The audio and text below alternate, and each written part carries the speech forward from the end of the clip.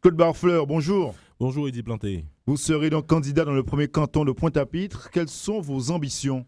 Mes ambitions sont simples. Si on se lance dans un combat, dans une lutte, c'est pour gagner. C'est pour représenter le Parti socialiste à Pointe-à-Pitre, dans le premier canton précisément. C'est pas davantage un test électoral pour vous qu'une réelle volonté d'être élu? Non, c'est pas un test. La politique, c'est pas un jeu. On teste pas quand on veut un combat. Il faut y aller de façon déterminée. Et nous pensons que nous avons de réelles chances puisque la problématique est grande et profonde à Pointe-à-Pitre. Et vous appuyez sur quoi pour être si confiant? Simplement, il suffit de regarder ce qui se passe à Pointe-à-Pitre. Ici, il ne passe pas grand-chose. Il n'y a pas grand-chose. Donc Pointe-à-Pitre, c'est l'exode urbain plutôt. C'est la saleté, c'est l'insécurité, les commerces qui ferment. Donc nous avons de quoi faire. Alors face à la machine municipale de l'équipe Bangou, avouez-le, vous allez au suicide. Non, pas du tout. Parce que si un combat, si tout était joué, donc il n'y a pas eu d'intérêt dans la politique. Et moi, je ne vais pas contre une machine, je vais pour Pointe-à-Pitre. C'est ça, on ne va pas contre une machine. Et qu'est-ce qui doit changer concrètement à Pointe-à-Pitre selon tout, c'est vous? une vision. Parce que quand vous dites tout, mais donnez-nous quelques pistes. Rapidement, par exemple, nous pensons, les socialistes à Pointe-à-Pitre, qu'il n'y a pas une vision économique de Pointe-à-Pitre. Pointe-à-Pitre doit commencer par le commerce. Historiquement, Pointe-à-Pitre est une ville commerçante. Alors, concrètement, elle est en train de mourir. Donc il faut la redynamiser, il faut que les gens reviennent. Donc il faut que le vieux Pointe-à-Pitre, le centre-ville, redevienne le poumon économique de Guadeloupe. Que faire de mieux, par exemple, à la rue Frébeau, qui est la rue principale commerciale? Alors moi, ce que je dis, faire de mieux? Non, ce que je dis, c'est que maintenant, rien n'est fait. Il y a tout à faire. C'est l'an 1. À partir de 2011, c'est l'an 1. On va redynamiser Pointe-à-Pitre et ça commence par le centre-ville. Pourquoi le centre-ville? Que faire? Non, c'est simple. Je pense que la question est un peu complexe. Le centre-ville, historiquement, c'est le poumon. C'est comme ça que Pointe-à-Pitre a démarré. Les faubourgs sont arrivés après. Donc, si on laisse mourir le centre-ville, Pointe-à-Pitre va mourir. Alors, on se dit simplement qu'une politique simplement de logement social, sociaux, tout ça, ce n'est pas suffisant. Ce n'est pas suffisant. Ce n'est pas une politique économique. Donc, il faut une interaction, un relais entre le transport, la politique des logements, une politique économique dynamique, de la sécurité et de la propreté. Avec quel argent? Avec quel argent? Alors c'est la crise. Oui, c'est la crise, mais je ne dis pas que les choses vont changer du jour au lendemain. Mais c'est dans une dynamique, il faut du volontarisme, il faut une volonté. Et souvent, ce qui se passe dans notre politique, en général en Guadeloupe, on ne pense pas aux acteurs privés. On est tout le temps après l'Europe. Est-ce que c'est le rôle du conseiller général, ça?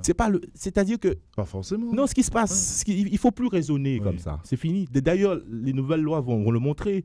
En 2014, c'est un conseil territorial. Et tout ce qui va être fonction région, département, vote mélangé. Nous sommes, je dirais, actuellement dans une gouvernance de gauche. Les deux exécutifs s'entendent parfaitement. Donc, il n'y a pas de rôle figé. Il faut arrêter avec ça. C'est fini. C'est-à-dire qu'entre toutes les mairies, les collectivités, il faut qu'on s'entende. Il faut mutualiser. Alors, le problème, c'est un problème d'idées. Ce n'est pas un problème de moyens, c'est un problème d'idées et de compétences. Je pense qu'après, je dirais 40 ans de communisme à Pointe-à-Pitre, il y a un problème atavique. C'est-à-dire que on ne sait pas faire autrement que ce qu'on a fait.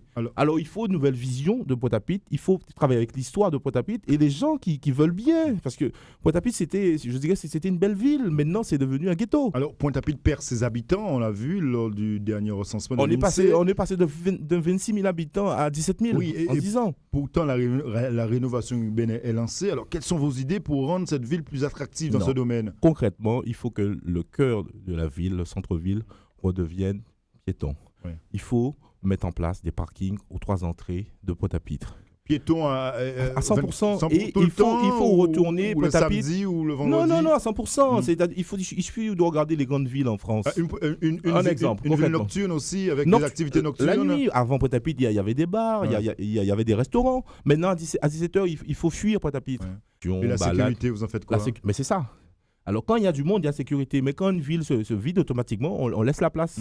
Alors, Claude Barfleur, pour ne pas être, je dirais, pardonnez-moi l'expression, ridicule à ces élections, qu'attendez-vous concrètement de la Fédération socialiste? La Fédération socialiste a déjà tout dit, elle me soutient, on va au combat. Non, il ne faut pas confondre, je vois un peu ce que vous voulez dire. C'est-à-dire que nous avons des accords avec le PPDG, les autres partis, le GUSR. Ça c'est de façon régionale. Mais là, nous sommes dans un combat qui est strictement local. Donc là, vous dites aujourd'hui que la machine de la Fédération socialiste sera derrière vous. Mais bien sûr, si on m'envoie, ce n'est pas pour plaisanter. Au PS, on ne plaisante pas avec les choses, avec la politique, avec les pointoirs, les Guadeloupéens. Nous sommes sérieux. Mais le PS ne vous a pas choisi ouvertement, que je sache. Ça veut dire quoi? Je comprends pas. C'est plutôt vous qui avez fait acte de candidature, non? Mais en politique, le pouvoir se donne pas, il se prend.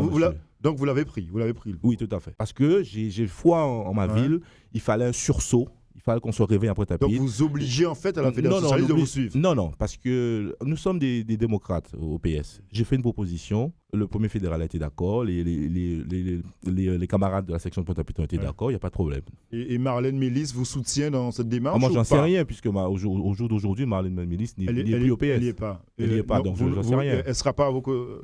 J'en sais rien, mais de toute façon, Marlène, c'est une amie au cours des élections. Bientôt, je vais l'appeler, on n'a pas de souci. Je n'ai pas de souci du tout avec Marlène Mélis, c'est une amie, c'est une camarade. Bon, par rapport à ses positions de l'année dernière, il y a eu schisme, il y a eu séparation. C'est pas ça le souci. Mais à titre personnel, j'ai pas de problème avec Marlène Mélis. On vous sent confiant, pourtant vous serez face au maire. Et ça veut dire quoi? C'est un homme comme moi. Oui, tout à fait. Mais il y a le poids politique. Non, mais ça c'est. Après, il y a aussi la vérité de ce qui se passe, du terrain, ce qui se passe dans notre ville. Les gens voient. C'est pas un combat personnel. Je n'ai rien contre Jacques Bangou. Mais je dis que dans notre ville, il faut que ça reparte. Ça fait, etc. d'années. On ne peut pas continuer comme ça. Pointe-à-Pitre ne peut pas mourir. Et vous êtes sur le terrain quotidiennement, vous êtes en contact direct avec la les population, jeunes, avec les jeunes, les commerçants, les gens qui souffrent. Et les remontées vous donnent confiance. Vous donnent confiance. Parfaitement. Merci, Temba Fleur. Merci, bonne journée.